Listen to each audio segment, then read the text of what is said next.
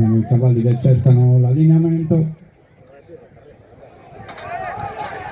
La mossa è buona, allora subito partenza dove prova a scattare in avanti Eternit nei confronti di Gian Burrasca, il grigio botta romano, Giorgetto, Fuidi, Falabella, Golden Age, Maelo a chiudere il gruppo, Miss della Brunini. In quest'ordine i cavalli ad affrontare la dirittura opposta alle tribune, dove alla fine emerge Boato Romano che senza indugiare si porta al comando nei confronti sempre di Eternit, che mantiene la seconda posizione, si fa sotto anche Giorgetto, Fuidi, poi Golden Age, Maelo a chiudere il gruppo è sempre Miss della Brunini. Cavalli che vanno così ad affrontare la parte destra del tracciato. Boato Romano è sempre in vantaggio, tira via sul passo il grigio montato da Stefano Saiu, si avvicina a Giorgetto che per via interna guadagna la seconda posizione. Boato Romano sta completando la piegata e affronta così il secondo passaggio. Giorgetto in secondo, Eternit, poi Fuide, Falabella, Golden Age, Maelo, poi Asca e tenta recupera anche Mix della Brunì. È sempre in vantaggio però Boato Romano che sta scappando il vuoto tra sé gli avversari, scappa via Boato Romano, sempre con Stefano Sai a graduare, prova ora a recuperare anche Eternit con Giorgetto che perde contatto dai primi, ci prova anche Falabella con lo sforzo finale di Maelo, ma davanti è sempre Boato Romano che ha almeno 3 categorie in mano in questa fase, con Stefano Sai che sta lanciando il grigio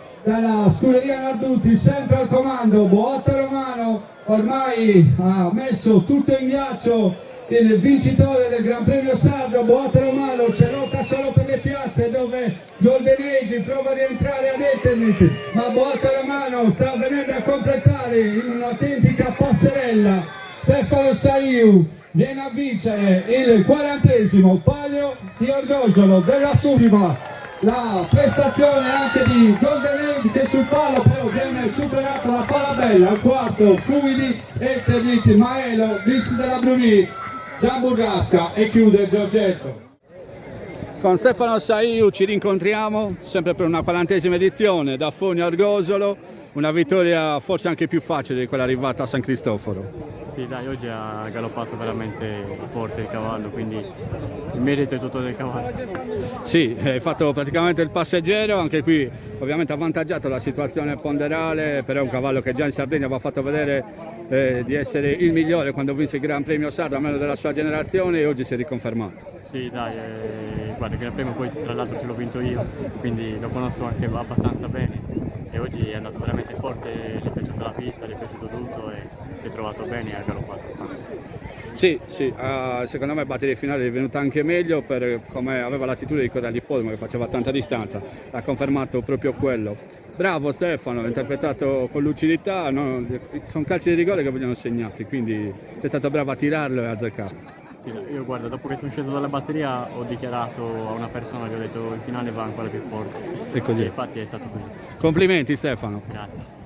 Nanni Cavizza, secondo classificato qui ad Orgosolo con Falabella, diciamo che sei il primo dei sardi, possiamo dire così. Sì dai, sono il primo dei sardi, purtroppo sono venuti da fuori a prenderci i soldi, dai. E niente, quello il grigio Boato Romano non lo batteva nessuno, io ho corso bene, prendo il secondo di un filo. Speriamo bene negli altri pali, dai. Falabella si conferma una cavalla super interessante in questo circuito. Sì, in questi circuiti lei è una cavalla buona, sia all'ippodromo che nei pali. Poi c'è sempre chi va più di lei, però oggi ha corso alla grande, anzi essendoci qualche metro in più correva ancora meglio secondo me.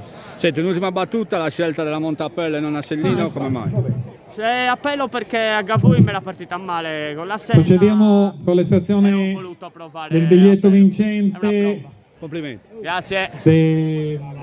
Con Francesco Pira, terzo classificato, forse con un po' di rammarico, avete piombato proprio nelle battute conclusive. Io in cronaca pensavo che ce la facessi, invece Falabella ha fatto quel guizzo che ti ha beffato, però tutto sommato un palio positivo.